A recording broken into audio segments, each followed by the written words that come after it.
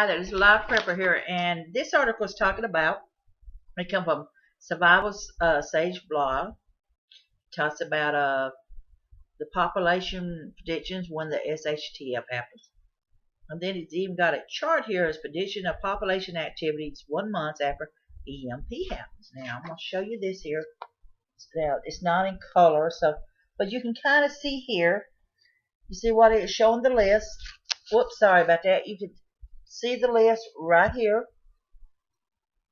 Let me try to get a little bit closer so y'all can freeze it and look at it. And that's your list right there. And I'm going to go over it with you here. So it's talking about basically what's going to happen within the, here is some predictions of what people might do when the SHTF happens. And have in mind that an EMP or CME for these predictions, people will react in different ways. Most people will be clueless, but will try different things. And that's where we're becoming so codependent on society, on the government, on everything around. We're becoming so complacent, so comfortable in things that many people have forgotten how to can things, to how to have things backing up.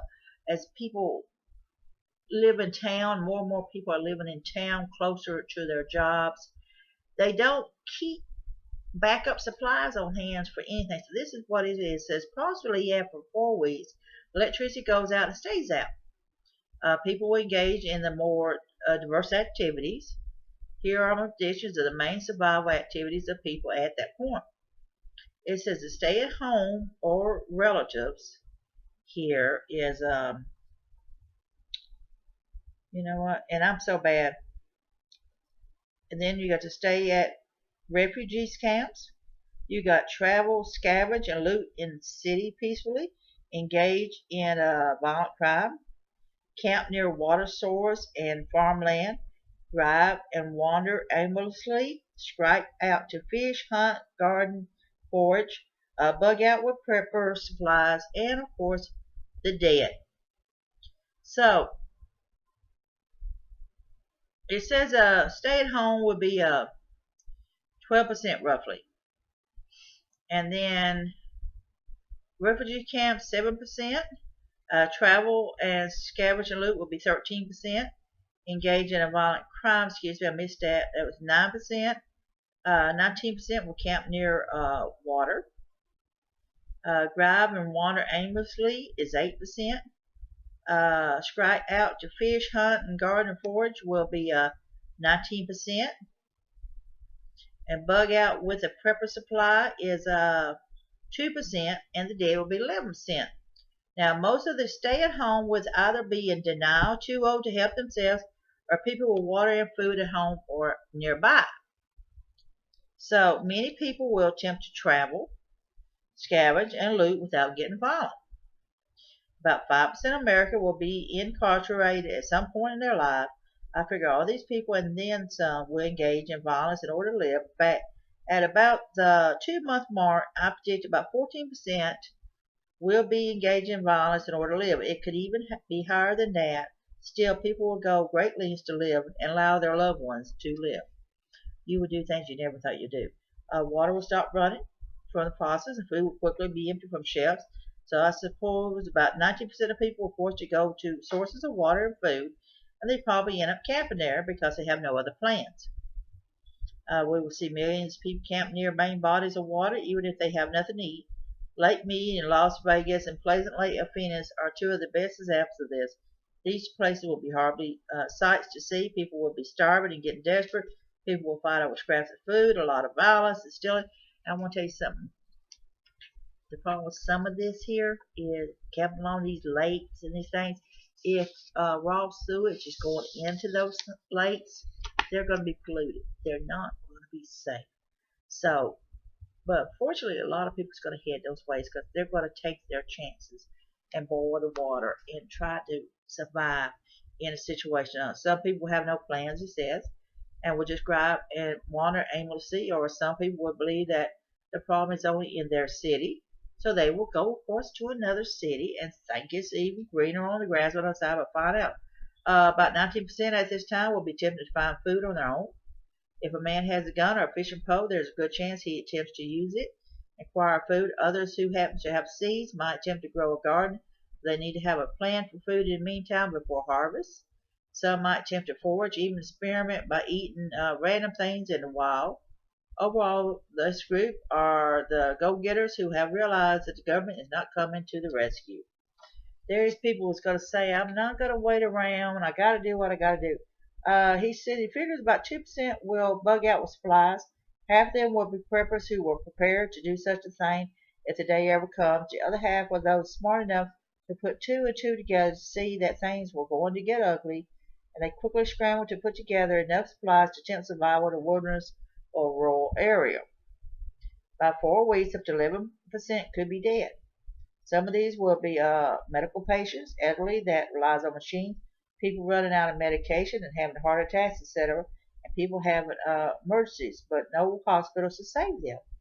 Some will actually die of thirst in this period. About 10% of America's population lives in the Southwest where there is not enough uh, readily available water. We all have about 80 gallons of water in our water heaters and toilets, and then pools in local ponds and lakes. But some cities have very few reserves, such as Tulsa, Arizona. They're in serious trouble with the shtf. Does happen. So many of the desert dwellers will be in trouble. I'm not certain how many will work without electricity or how easily it will be for people to get water from them. If somebody knows, just comment below. Now, just keep in mind the activity people will be very fluid and grammatic. Most people will multiply activities in the pie chart. For example, they might remain at home, then go to the refugee camp, then loop peacefully, then camp on farmlands and wander aimlessly before they die. Here's a look at my predictions of the U.S. population in the first 12 weeks after it. So it's showing here that it's the times in the wheels. Let's see here if I can kind of get that where you can see that. I had to kind of print it small, get it to come off and get the whole article. So I'm really sorry about that. Kind of, limited on funds. So I had to kind of do it. It says, you can see, it starts with 100% at home, but after 12 weeks, only 3% are still at home and alive. Essentially, all Americans will be internally displaced, refugees in their own country. This will be hard for people to take. 5 of the categories grow and then decrease. Refugee camps, scavengers, campers, wanderers, and the ones who stuck out. One is category 1. The category gains strength and a dominant group of people after 12 weeks. Those engaged in violence. 3 categories are slim but grows a little. The ones bugged out, the ones adopted by the survival community, and the ones evolved into a survival community. We often hear about survival rule 3s, which in case we can only survive 3 weeks without food, but the reality is that it's closer to the 7-week mark. That's about when death begins to happen at a rapid rate. From week 7 on, people begin to starve and die from violence, cannibalism, at a very rapid rate. By 12 weeks, about 53% will be dead. After 12 weeks, after 3 months, about 53% will be dead. So, prediction of population activity of living afterwards. It says evolve into a survival community. It's showing. So here's this one here. Again, I apologize that it doesn't really show as good as it should, but you can see here what it shows after a few weeks here. So 3 colors grow and fade within a year. The scavengers, campers, and the wanderers, they will simply run out of resources and either die or join a survival community. Believe it or not, after 3 years, some people might still be in their original home. It would only be less than 5% of the original population, but they would make up about 5% of the survival population. These people would probably be preppers or very resourceful people in locations with a water source and the ability to grow, raise their own food. There are plenty of very rural homes in the U.S. that have farm animals, someone who gardens, and someone who has a gun. That's a simple form of necessity to survive. Then he's showing here, number one, they will kill each other off for the last remaining scraps. Some of this will happen, and some might even, happen with certain things. And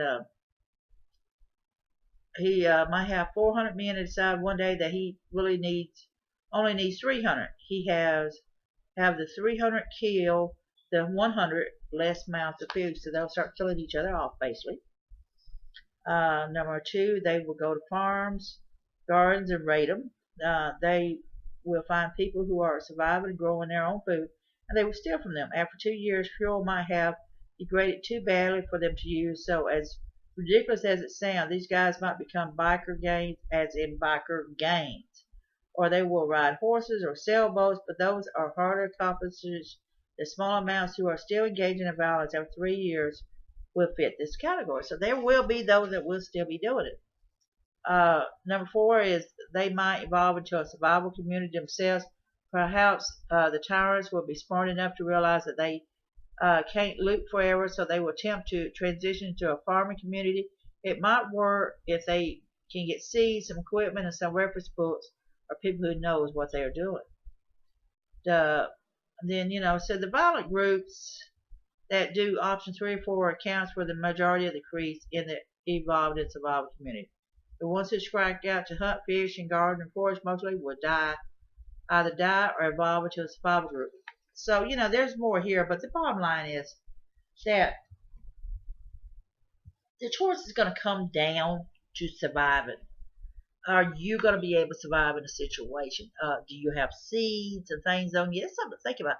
That's something to think about putting in your bug out bag. If you got a bug out, you got to relocate. You need to think about having seeds in your bug out bag also for the purpose of finding your location and planting. Because if you choose to go into those woods, if you have a designated spot to go to that is not traveled very often, or it's not traveled at all that you know of, it's very remote, it's very isolated, it's very hard to get to maybe, and it takes you just like days go by foot, about this location, maybe you want to consider that as a possible location for your survival situation.